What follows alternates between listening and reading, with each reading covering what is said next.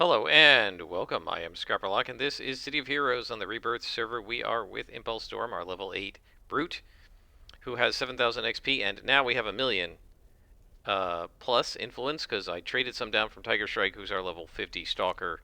And if you want to see how much influence Tiger Strike had originally, you can watch the end of that last season of her playthrough, which is our Stalker playthrough.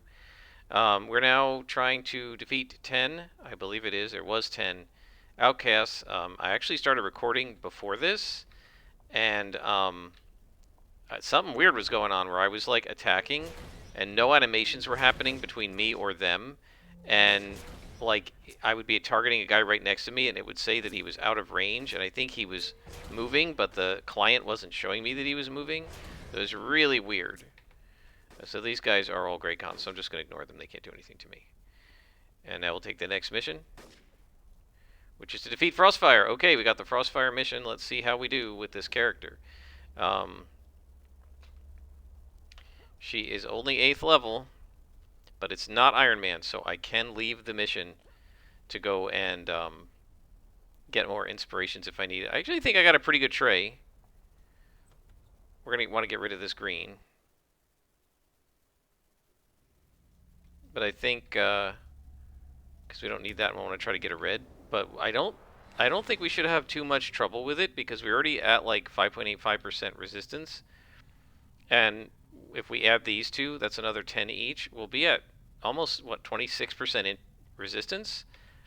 It's actually pretty good. So we'll have to see what happens. We also have some regeneration going with our passive.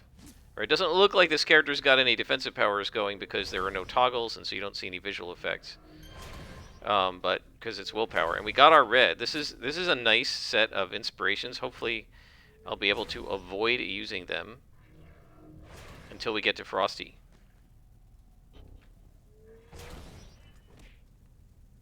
Now, one of the problems for a Brute with Frostfire is you've got to pull out of the room that he's in. You can't just go diving in. You will die. It's a trap.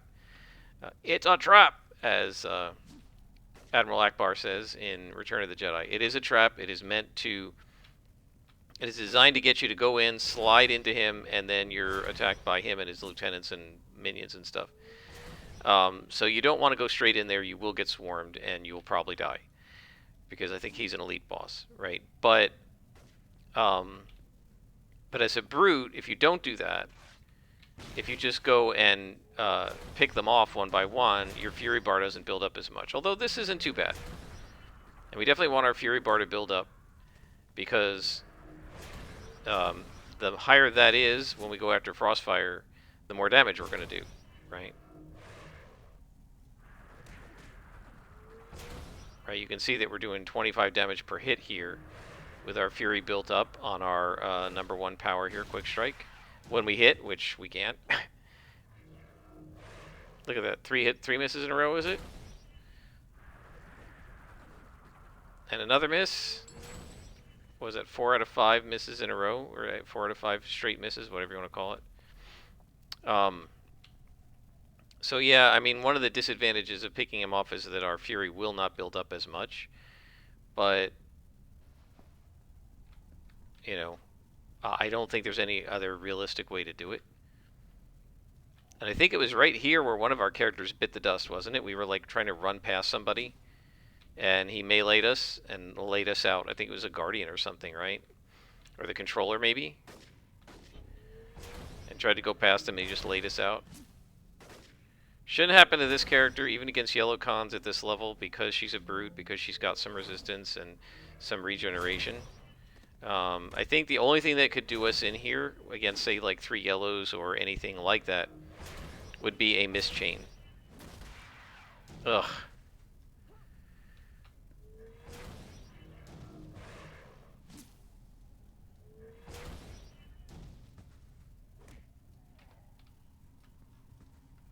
Alright, looking good.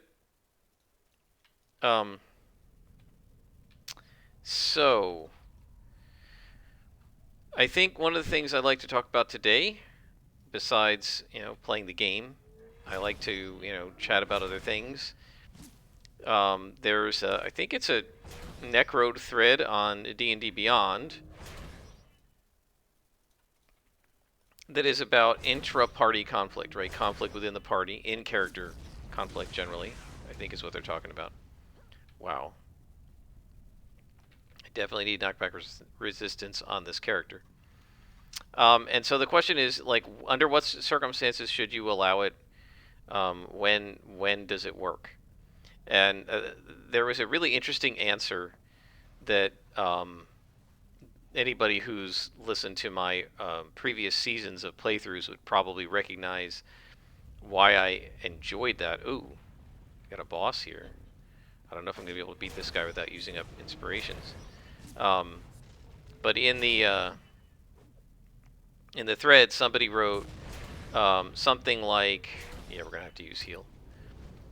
Said he wrote something like, "Don't do it." Right? It's a bad idea. And he said, like, number one, do not ever. It's always going to be a problem if the character steals from the party. Right? Always will be a problem. He said 100%. It doesn't matter if it's a legendary item or a copper piece. It's going to cause problems. Players hate it when their characters get their stuff taken from them like that, and they can't do anything about it. Right? So they just hate it. He said, bizarrely enough, like actual physical attacks aren't quite as problematic as stealing, but they're pretty bad, and you shouldn't do it.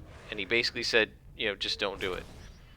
Other folks talked about, well, sometimes it's in character, sometimes it's what the characters would do. My take on this is that it's only viable to do in character conflict if you prior to that have permission, out of character permission, from the other players. That is to say, if you want to start stealing crap from my character, you should say to me, hey Scrapper, my character's a thief and a kleptomaniac, and he would probably steal from your character. Would it be okay if I occasionally do that? And, he won't take anything important. If he does, he'll give it back. He's just a bit of a klepto, and he likes to steal stuff. He's kind of like, what is it, Tasselhoff from Dragonlance, I think it is, or one of those D&D books, right? I mean, my best friend did this, right? He played a halfling who, like, he really liked the Tasselhoff character, and the Tasselhoff character was sort of beloved and appreciated by, I guess, all the characters in the novels.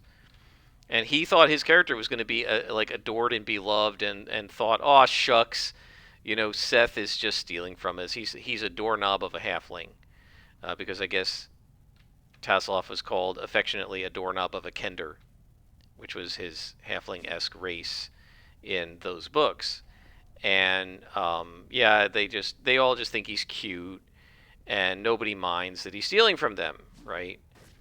And yeah, the thing is that my friend did this with his character, but he didn't ask us if it was okay. And we didn't like it. It wasn't okay. Now, we were in high school. As an adult, I might be a little more okay with it, but I'm not okay with it if I haven't cleared it, right? You should be asking the other player, is this okay, right?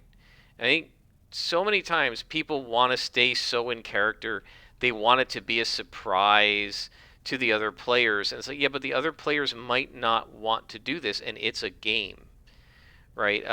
My same friend, and he seems to like to do surprises to the other players. And I think he, because he DMs so much, and DMs often are purposely, I do it, trying to surprise players, right? It's sort of the DM's job. To a little bit to surprise players, right? Because otherwise spoilers in the campaign. So like how you beat the bad guy, or who the killer is in a murder mystery. That's all a surprise, right?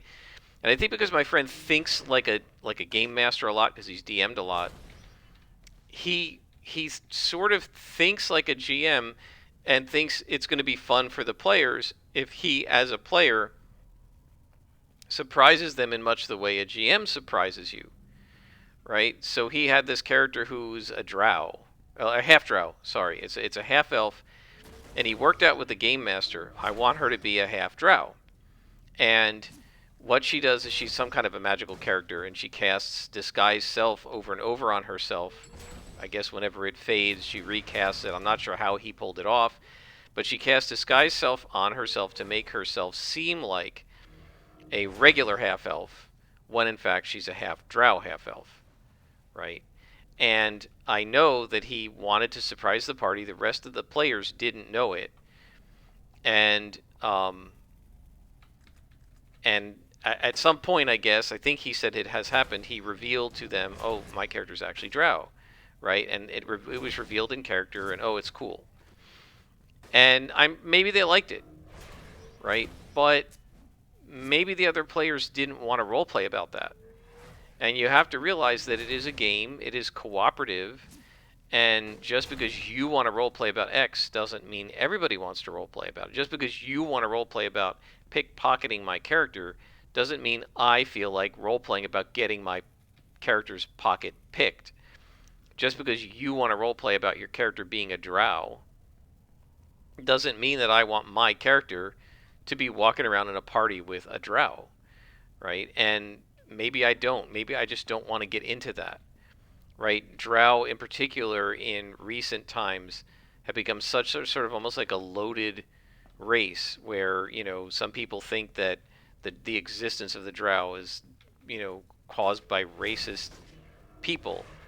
Um, I don't believe that. I think that the Drow are, Gygax was a shameless copier. He originated almost zero concepts, and he was not creative enough to generate the Drow himself. He based the Drow on an improper reading of dark elves from Norse mythology, right? He assumed that because they're dark elves, they are like chromatically dark. In fact, they are not. The belief is, as I understand it, I'm doing a little bit of research into Norse mythology because I'm planning on using that in my next campaign if I ever get around to one, if I can convince my players to play Savage Pathfinder or something, um, that dark and light elves, it refers not to how they look, but to where they live. That the light elves lived in a realm of light up in the heavens, essentially, and the dark elves lived under, like in Nidavellir or Svartalfheim, whatever. They lived in a dark place. They may have also been bad, but I don't think there's any evidence in the actual mythology as to the physical appearance being like dark skinned or even dark hair, right? Dark refers to where they live, not how they look. And so I don't think there's, I think the reason the Drow are dark skinned is because Gygax either didn't care about the actual mythology, didn't know about the actual mythology, or maybe assumed that most players wouldn't know the actual mythology and would just assume that everything was based on the chromatic color of the body rather than on where they live, right? And since he wasn't building Norse mythology, where they live wouldn't be the same in D&D anyway. So anyway, being a drow is kind of a loaded thing because there are a lot of people in the current modern player base of Dungeons and Dragons, right? And this friend of mine, by the way, isn't doing this in a group of friends. He's doing this he did this in, they may be friends now, but it was originally a group of strangers. So you don't know what you're getting. It's not like it's our game group where he knows everybody and he knows we're all cool with it. You don't know what you're getting, and it's entirely possible that you're going to be playing with people who think that the classic D&D conceptualization of Drow is in fact racist and insulting, and if you don't ask, you could end up really upsetting someone who just doesn't want to deal with that whole aspect of D&D, right? Because the fact that he has to hide his character presumes that the Drow are considered like sort of racially, genetically evil in the world setting where he is. Now, maybe the DM said that's the way it is and all the players agreed to it, and so it's no big deal. But I would hesitate to make a concept like that without contacting the other players and saying, guys, look, just so you know, this character's actually half drow. I just want to clear it with everybody and make sure it's not going to upset anybody that, we're role playing that the drow are evil and everything. I don't want anybody to be bothered by that. I think you always have to kind of clear that up and make sure that you're not going to do something that's going to upset the other players, because again, and I've said this many times, if you do that, there's always a chance that you're going to end up losing your game group or part of the game group if people leave because they get mad because they feel like, I've been had, this player lied to me, right? The GM and the player were in on it. They collaborated to make this guy's character the star of the show. Everybody else's character is just what you see is what you get. And this guy is like got this super special origin. Like, there's so many reasons they might not be down with this. Now, my guess is most game groups would say, hey, it's cool, it's fine, no problem. I don't have a problem with it, right? But you should check first. You always should check first. And I mean, that goes if you're a game master and you want to set up a campaign and stuff too. And I think it's worth making sure people are okay with things. I really, really, really want to get my players into Savage Worlds, and I might use Pathfinder for Savage Worlds to try and get them in. But I'd really rather not start Savage Worlds in Fantasy. I'd rather do something else. And the actual setting I'd like to try is Deadlands, right? But there are potentially sensitive topics in that game because Deadlands takes place in the Wild West in the late 1800s. It is an alternate history, but a big chunk of the real-world history happened. And it's in the 1880s. And so we're in a world of post-Civil War, post-slavery, right? Do we want to roleplay about that? Maybe we don't. There's an African-American person in our group, and he might not want to roleplay about that. And even if he doesn't mind, there may be people who are not descendants of slaves and didn't have anything to do with it who don't want to roleplay in a world where that exists, right? And even if they don't mind that, since the slavery in this world ended both in the North and the South in the early 1860s because the weird science stuff had started going and the South freed the slaves to help them against the weird science or something like that. I would have to look up, the exact details because I'm not that familiar with Deadlands, but there's also undeniably in this world the treatment of Native Americans, and many people find that to be a sensitive topic. Now, again, it's an alternate reality, and the Native Americans have some pretty nice chunks of territory, and they have magical powers that keep, the colonizers at bay, so that they really haven't lost all of their lands, but they've still lost quite a bit. And there's an implicit enmity between the Americans, the Union now, right, and the former Confederates, and the Native Americans. And some of the campaigns like Blood Drive, the antagonist is a Native American who's ticked off at the guys who were like running the herd over his land. And there's another campaign, what is it called, The Flood, where it starts out with basically a tribe of Comanches or something taking down a train, and then player characters are on the train and they get attacked. And so, yeah, maybe that's okay, and maybe they don't want to roleplay about that. So the first thing I would do is say, look, guys, it's almost impossible to run Deadlands without some kind of reference to Native Americans and the hostility between Native Americans and the settlers. Is that going to bother anybody? And if it is, we shouldn't play Deadlands. Or one idea I did have was making up a completely alternate world that's like a D&D game is sort of an alternate Europe, essentially, right? And then they have alternate versions of Asia and Africa and stuff as well. You could make an alt North America that's just totally different, doesn't have Native Americans in it, right? Maybe you swap out for some fantasy races. You have elves and dwarves instead of Native Americans and slaves, right? And we kind of don't have as part of our landscape the more uncomfortable parts of real world history. That's a conversation you need to have with the players. You don't just say, look, too bad, we're role playing in the South with the Confederacy and there are slaves. That might really upset people. And so you've got to clear it with the group. And it's the same thing with a character. If you're going to create a character that is going to cause friction, this is so cool.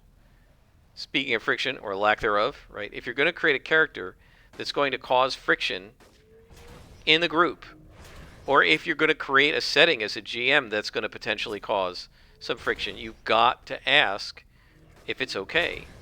And you've got to sacrifice some of that, I don't want spoilers, I want to keep secrets. The secrets are not okay to keep if they're going to upset the players at the table during play, right? That you can't do that. It's not courteous, and it defeats the purpose. We're getting together to have fun. And if you're going to ruin my day by forcing me to roleplay about something that makes me really uncomfortable, then I'm going to just stop playing. So you always have to like check this. There was a story of a GM who was, and it was like one of these streamed games. So apparently I don't know if it's been taken down, footage of this, but it was a group of players that I think they were all friends and they'd been playing together for a while, and they were streaming their game, and they had a lot of fans and stuff, and it was a pretty cool game, and he basically role played the sexual assault of a character, right? He basically had her be intimately touched and stuff without her permission, and was sort of doing it as a joke, as if it's funny. And he assumed that the player would think it was kind of funny. And I think the story goes, the reason he did it was that the character was a synthetic person. It wasn't an actual human being. It was like an AI. And I guess the GM figured, well, it's not really human, right? It's sort of like, watching, X-rated stuff on your computer. Are you sexually assaulting the computer? The computer, like, does the computer have to give you permission to display X-rated, explicit adult material on its monitor? No, we just say no. It's a computer. It does what I tell it to do. And so maybe he just thought it was funny, and I don't think he probably meant anything by it, right? But he didn't warn the player ahead of time. I think, again, it'll be a fun surprise. It'll be a funny joke. Everybody will laugh, and instead, everyone was uncomfortable. The GM probably did not notice this because it was being done in like a Zoom stream, and it's much harder to quote unquote read the table over Zoom. I mean, like for me, a lot of times I'm not even watching the players because I only have one monitor. I don't have room on my desk for two monitors. I only have one monitor. And oftentimes I've got either my notes up or the map up or the virtual tabletop up, and I am so elbow deep in that I don't get a chance to really look at my players. And I keep trying to figure out if there's a way that I can get two monitors on this desk, but there really isn't. And I would love to have dual monitors so that because my graphics card can handle it, so that I can watch my players' reactions and stuff. And that can tell you a little bit, but it's still much harder to read over Zoom than it is in person. And so my guess is that the GM probably, and we've leveled up, so that'll make this a much easier scenario. The GM probably, I'm sure the GM didn't intend to upset anybody. No, unless you're a sociopath, no game master is going into a game with the purpose, with the intent of upsetting the players. You're just not. And who knows if he planned it or if it was just spontaneous. He probably thought this would be funny for everybody, right? It's a computer that's being forced into some X-rated stuff. It'll be kind of funny. He thought it would be funny. He was he was like laughing, joking around, etc. Um, during the whole incident, and then probably afterwards when he watched the video, he realized, ooh, I screwed up, but too late. It had already gone out to the internet, and he was lambasted and became persona non grata and all this. And again, why did it happen? It happened because he didn't stop and say, is this okay? Right? He just sprang it on them. So now, do you have to say, is it okay if you guys fight a dragon? No. Right? It's Dungeons and Dragons. We expect to fight dragons. But if you're going to do something that's going to potentially upset a player, and this usually includes things like harming their character in some way, stealing the spotlight, bringing up potentially very sensitive subjects like slavery or whatever, you really need to talk about it first. Now, I'm not one who believes in all of the like over-the-top safety tools, X cards and stuff. Like our group doesn't use that. I don't. I just don't feel like grown-ups need that most of the time. If you're playing with strangers, maybe. If you're playing with people you know, I don't think you really need X cards. But you don't need them as long as you're a bunch of grown-ups and you talk about the stuff that could potentially be a problem ahead of time. If you're going to say, I want to surprise people with stuff, then maybe you need X cards because you're not talking, you're not communicating, and you're not giving each other a chance to say, look, I'm not really into that. I think I mentioned in a previous episode that the player in my game, my best friend who was playing the sorcerer, wanted to have the ranger in our group. He wanted to have the ranger use the ring of spell storing to cast hold monster on the dragon, and it was concentration. And she doesn't understand concentration because her character doesn't have any concentration spells, and she really wasn't comfortable going into a big battle against a boss like a dragon and having to do this mechanic that she wasn't familiar with. And so they were talking about it in character and discussing it, and finally, and I didn't really pick up on this as quickly as one of the other players. But one of the other players who's super awesome, he GMs a lot, and he's also, again, like I wasn't watching the screen. I was like looking at the dragon stats and watching the map more than watching them. So that's sort of my bad as well. But he was watching the screen, and he finally said to her, "Look," and he said it in out of character in her real name. Look, if what you're saying is you don't want to run the hold monster because you're just not comfortable with concentration spells, just say so and you don't have to do it. And she said, that's what I'm saying. And they all backed off and said, okay, you don't have to do it. Right? And so that's the thing. I mean, you have to talk about this stuff. And you have to make sure that people are okay with what's going on. And it pays to stop and ask. And if you're plotting something, especially as a player, because it's sort of given that the GM is plotting, not the GM is plotting against the players, but he's plotting a story, and he's having his villains plot against the players. And not only is that allowed or whatever, it's expected, and the players want it, right? They want the villains to plan against them and to fight them and so on, right?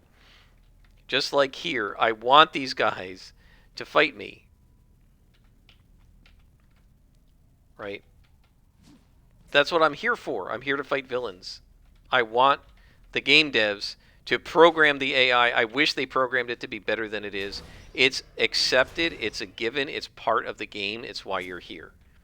But what you usually don't expect is for the other players to have their character plotting against yours, right? And this can lead to all kinds of hurt feelings and anger and frustration and, really justifiable anger, because there's really no reason why, as a player, you can't talk to the other players. This idea that it's metagaming somehow, no, it's not metagaming. Metagaming is having your character use your player knowledge in character when it wouldn't have that knowledge in character. It's not metagaming to talk about it as long as the characters don't use the knowledge, right? If you come to me and say, look, I would like to have my halfling be like Tasselhoff and steal from your character. Is that okay?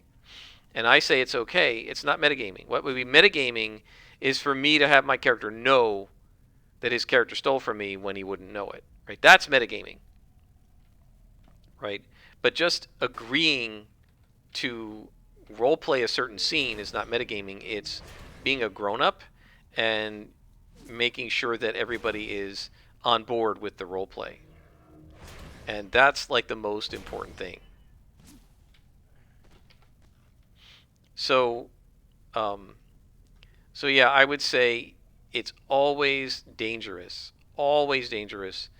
to keep secrets from the other players. I don't know if we're gonna be able to get this guy without getting frostfire. It's always dangerous to keep secrets from the other players and not tell them what you're planning, and then sort of sick it on them. Time for inspirations, and kind of force them to accept the role play that you want. Right now, I'm gonna. Oh no, he held me. I should have brought a break free.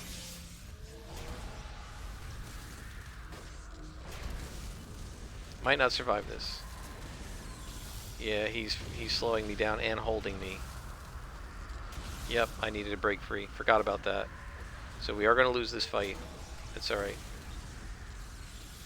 Let's like try to take out some of these guys if we can before we die, and then I will bring you guys back. And yeah, we're about to die, and I'll bring you guys back when we get back to this fight, and I'll make sure to grab some break frees. Alright guys, we are back.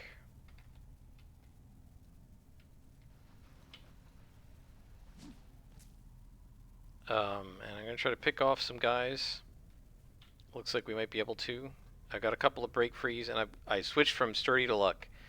So the big difference between resistance and defense, especially at this level where you have no mez, is sturdy does not prevent the mez from hitting you. So you really need the luck here rather than the sturdy. So let's see where we are here. Are these guys the only ones? Alright, so we're gonna go ahead and break free up. We're gonna take 2 lucks and we're gonna try to pound. The slow, there's nothing I can do about. At this level, you just can't.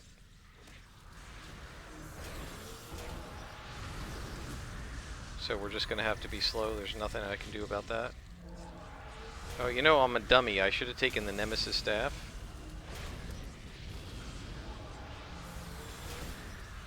I think we got him. Maybe.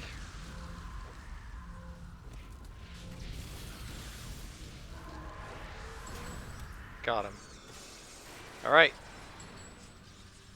The slow should wear off, and we're good to go.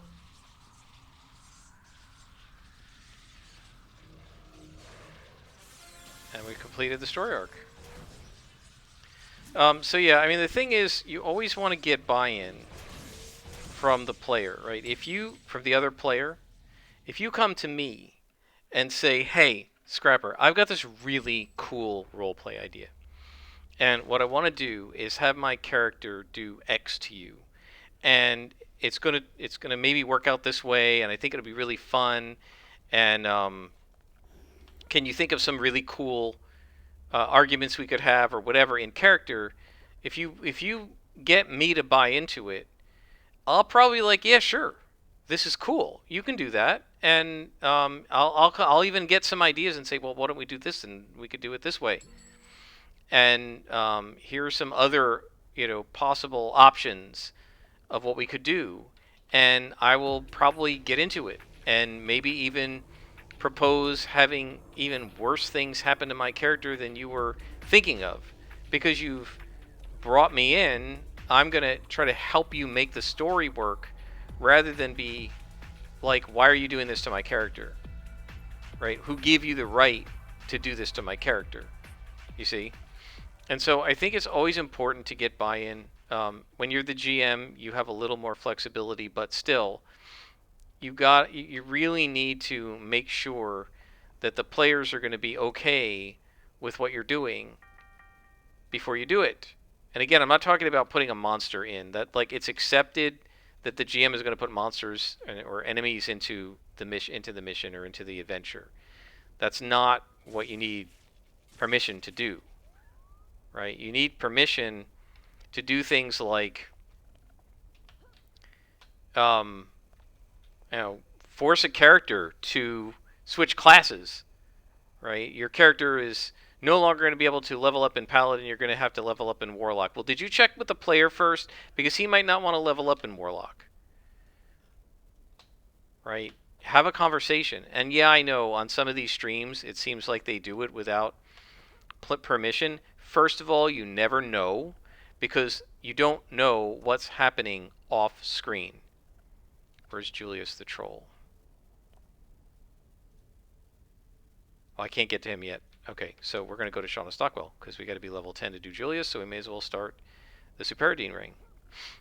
So I'll bring you guys back and I'll continue this thought about the shows and why they seem to do what I'm telling you not to do when I return. All right, we are back. We're with Shauna Stockwell.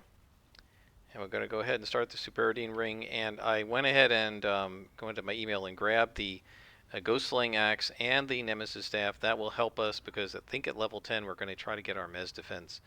So it's going to be a while before we can get our attacks cranked in. I think that'll be our third defensive power. I think I'll then crank on 2 more attack powers. One of the things, Mez.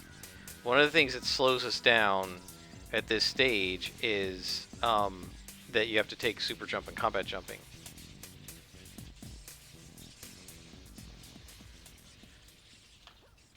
Love how long that lasts. My misses don't last that long.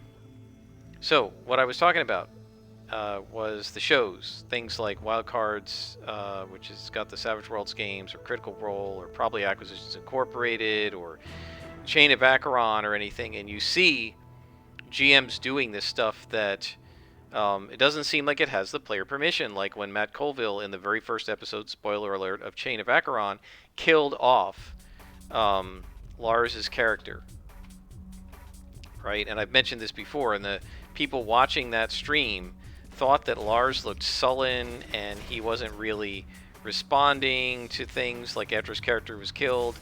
And Colville's like, this is the way Lars is. He's kind of quiet and he doesn't say much. And yeah, he was fine.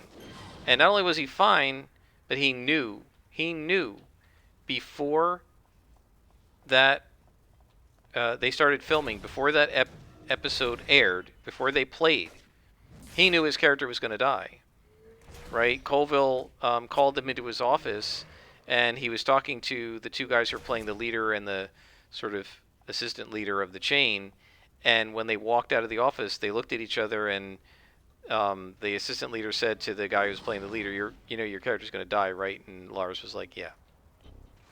Right? And this is, so that, like he knew. And he was okay with it. And not only that, the whole party knew. They chose to play out the fall of the Chain of Acheron, which was the group that they were in, right? Colville gave them the option. We can just say that it happened in the past, and you guys are trying to recruit, like, rebuild the chain. That was the theme of the campaign, was rebuilding the chain. Or you guys can play it out. But if you play it out, it's going to be a bit of a railroad because, like, they have to die, right? Most of them have to lose because the premise is this troop that was like 1,000 people, and they're down to like 50 or 60 guys, and they've got to rebuild the troop. So at the start of the first session, there were 300 or 400 of them. The players knew like 200 of them weren't going to make it out, and some of them are going to be their characters. They asked to do it. You don't see that on the stream. And in fact, Lars had to get onto the Discord and say, no, guys, we knew this was going to happen. It was part of the plan. And so be very careful what you see happening on these shows, because to make it a show, they don't necessarily reveal ordinarily to the audience all the conversation that happens off screen, right? In between sessions, over lunch, via email. You don't see that because that's irrelevant to the audience. It kind of destroys the illusion of what's happening. And what they're trying to do is preserve the illusion of being kind of like a TV show, right? But I remember on a regular TV show, the actors rehearsed. Everything is planned, right? Now, I'm not saying these shows are rehearsed. They're not. But the same kind of like talking about what you want to do beforehand happens in a show that would happen at a good gaming table. So, and this is true in all of them. And sometimes they don't specifically talk about it. So, for example, in the Wildcards Deadlands show, in the very last session, the GM Jordan Caves Callerman had put up secret reward tiers that the that the audience could, by donating and contributing money, vote to do. And he kept saying, "I really don't want to do this, guys. Are you sure you want me to do this?" And they had to like buy all the way up to the max reward tier, and he said, "Okay, we're going to do it." And the players supposedly don't know what that is. They're not allowed to read the chat, and they're not supposed to see that, and people aren't supposed to tell them. And what he revealed, again, spoiler alert, at the beginning of season 5, he made the players like leave the room or something, or the end of season 4 when they had their round table. He made the players all leave the room and put headphones on and stuff so they couldn't hear him. And then he talked to the audience and said, what was unlocked, for those of you who weren't in the live chat, was that they're going to turn Gaurav Gulati's character into a Harrowed, which is like an undead. And none of the players know this, so don't say anything to them, right? So I don't think at that point that Jordan Caves Callerman had Gaurav's permission to turn his character into an undead Harrow, right? Especially, this is like a goody two-shoes character, and the Harrows are kind of like always struggling with the demon within, right, kind of thing. And I would worry as a GM, is he going to want to play that? So I'm pretty sure Jordan didn't ask Gaurav if it was okay to do. However, my guess is that those guys had already off-screen, back in season 1 or something, given Jordan blanket permission to do whatever you want to our characters. We trust you. We'll go with it. Right? And he may have even said, so like if I decide to make one of you guys a Harrowed, would that be okay?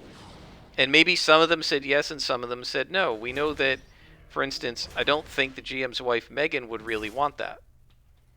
Because somebody asked her in like the 3rd season or something, would you ever want to have your character, in addition to being a huckster, be a Harrowed, because there's some pretty cool abilities? And she said absolutely not. And she said, remember that with a Harrowed, like their private parts shrivel up because they can't reproduce. And she's a lady of the evening. She's like, she couldn't very well be a high-priced escort if her genitals shrivel up. Right? So she was like, no, I wouldn't want to do that because it wouldn't fit the theme of the character. So the GM, knowing that, would probably never do that to her character. So we don't know what agreements, this is the thing, we don't know what agreements there are at the table. We don't know what table rules they have that they're not telling us. Because if they told us, it would be spoilers for us. And it's a show, and they don't want to spoiler it for us. Right? So just be careful that you don't try to emulate that kind of thing, because many of these groups, also remember, they've been together for many years. They know each other's pressure points. They know each other's X cards, right? So Jordan presumably knows that, turning Gaurav's character into a Harrowed is not an X card for him. It's not a problem, so he can do it, right? Now, I haven't seen the results. I've only watched the first couple of episodes of that season. So I don't know how Gaurav's going to react to this. And honestly, I don't know whether we're going to see his reaction, right? Because some of that may take place off screen. It may be that Jordan took him aside and said, "Hey, Grav, your character is going to be turned into a Harrowed." The particular episode I'm watching now, Grav's not there, and I don't know if he's not there because Jordan said, "Take your character's going to be out of it for a while," or if Grav, just was out of town that week.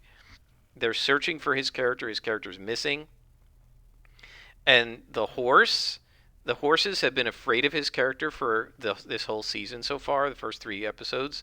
So my guess is he's slowly becoming harrowed, and there's a story reason why it all makes sense.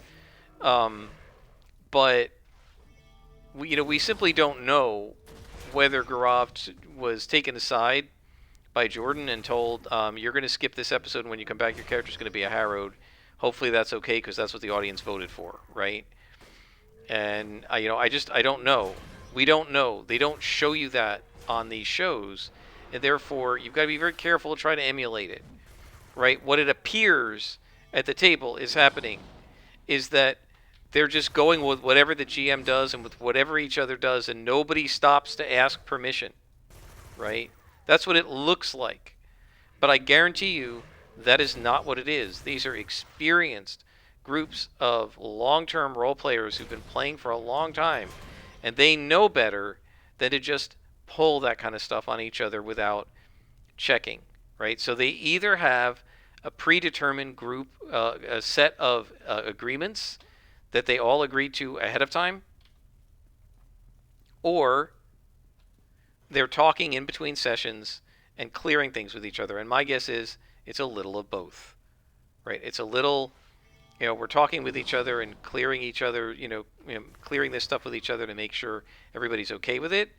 And it's a little bit of, there's stuff that we agreed to in a pre-session 0 that we never showed, but we all agreed to it, right? And so, like Critical Role, to use a different example, maybe more people are familiar with this, probably they are. Early in the second season, Sam, what's his name, Regal, is playing a thief, a goblin thief, and she likes to steal, and I think she was rifling through one of their packs or something, and they figured it out. So the warlock and it was the monk, I think, and the warlock set a trap for the thief, and they left shiny stuff and left the door open and left a pile of it, right, as a trap. And the players knew, like Sam was sitting at the table and heard Travis and Marisha plan out the trap for his character, and he walked right into it because they trust each other, right? And they already know that they can, he knows their characters aren't going to kill his character. They're not going to have their characters kill his character, right? So he walked right into it and let them catch him. And then they had a really cool roleplay moment where he was explaining that what he was looking for was some letter that the warlock had that would let him into a magical academy because the goblin's friend wanted to go into that academy and didn't have a letter. And so she was trying to steal for her friend. Right? And it was a really cool roleplay moment. But it happened because these guys already had discussed beforehand or were used to each other enough to know that this is going to be okay with everybody. You cannot walk into a game cafe, sit down to play with total strangers, set up a trap for their thief, and think they're going to do the same thing that Sam did. Not because Sam's a better role player, but because this is a total stranger and he doesn't know or she doesn't know if they can trust you. Right? And so it's really important to clear this stuff up ahead of time. Whether you want to set up a bunch of table rules beforehand or you want to clear it dynamically as you go, scene by scene, always check. Always check. It's very important. And it's, if it's going to cause, if you're planning a story that's going to cause strife within the group, check Be very careful. I've seen it screw up so many things. I mean, my roleplay guild in City of Heroes, my best friend, same guy playing the sorcerer in my campaign. He's a really good role player, and he was running a story. His character was a renegade Eidolon, a former Vajilok who turned on Vajilok and became a hero. And he was role playing this story where the Vajiloks were like getting control over her and starting to like try to turn her evil, and she was starting to feel the pull of the evilness, right? And that's what we were role playing. And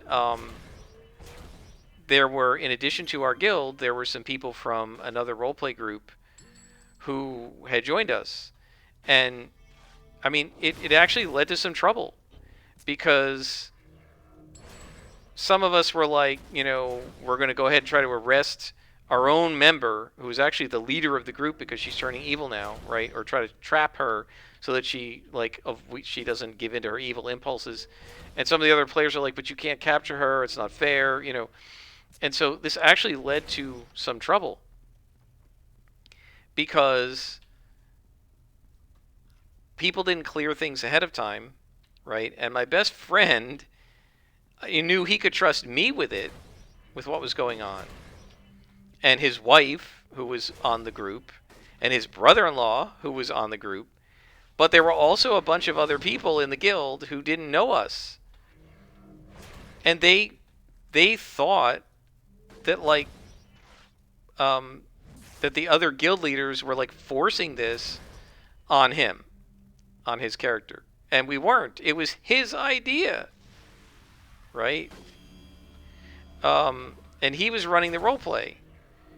And I think, if I'm not mistaken, he created an alt, right? An alternate character to be like an antagonist.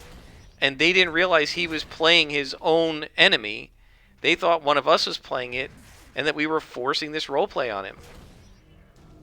And this was all because it wasn't really discussed ahead of time. And I think he was blindsided, right? Why would I have to discuss this? Two of his best friends are co-guild leaders. His wife's on the group. His brother-in-law's on the group. Everybody trusts everybody. It should be fine, right? But there were strangers on the group, and they didn't know our MO of how we play. And they didn't know that we were all old friends, and they didn't know that some of us were married to others or in dating or brother-in-law or whatever. They didn't know it. And so it led to some issues, particularly with the people who weren't on our guild, because a lot of the people in the guild knew each other and knew the status, right? So like I knew which guy was my best friend's brother-in-law and which character was his wife, right? I knew all that. But the people from the other guild didn't know it. And so consequently, they were really kind of blindsided by this. And it led to trouble on our guild bulletin board, which was, oh my gosh, years ago it was on Pro Boards, which was this old like free forum that you could make. It was pretty crappy, but it was free, so I'm like, yeah, let's do it. And before there were things like Guild Portal and stuff. And I think we're going to just try to hit level 10 since we're so close. And like I like literally legit I had to end up banning people, right? I had to end up changing the permissions of the forum so that the people of the other guild couldn't read into our guild forum because it was becoming a problem, right? And this is all because of the lack of communication. If we had just sort of explained ahead of time what's going on, and instead of, I'm going to surprise everybody with the story, if he had just posted, look guys, I'm doing a story where my character turns evil and then she's going to turn back to good, don't worry about it, right? It's all part of the fun. It would have been no problem, right? But again, not blaming my friend, he didn't think he had to do that because he wouldn't have had to do that with his wife, and he wouldn't have had to do that with his brother-in-law. And he assumed that everyone knew that this was his wife and his brother-in-law, and all the guild members did, a bunch of them did, but the guest stars didn't. And so my point with all this is you should really try very hard to make sure if you're going to do this sort of thing, whether it's a plot that turns a character evil or turns them into an undead or whatever, or you're going to steal from the party, or you're going to kill the prisoners when the rest of the players are good, lawful good, and don't want to kill the prisoners.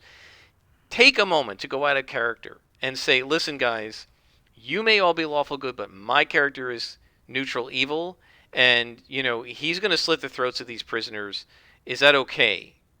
Right? And if they say, look, no, we don't want to roleplay about that, then as a courtesy, I don't care what your character would do. You say, okay, if you don't want to roleplay about that, let's find another way. I'll try it, and you guys can stop me. We're not going to make rolls, and I'm not going to succeed. Let's just do a scene, and I will pull out the knife, pull this guy's head back, reach out to kill him, and one of you can stop me, and we can just roleplay. And you can still have the role play of, hey, how dare you do this, right? But you're not killing characters, and you're not upsetting the other players. So always talk and make sure you communicate your intentions.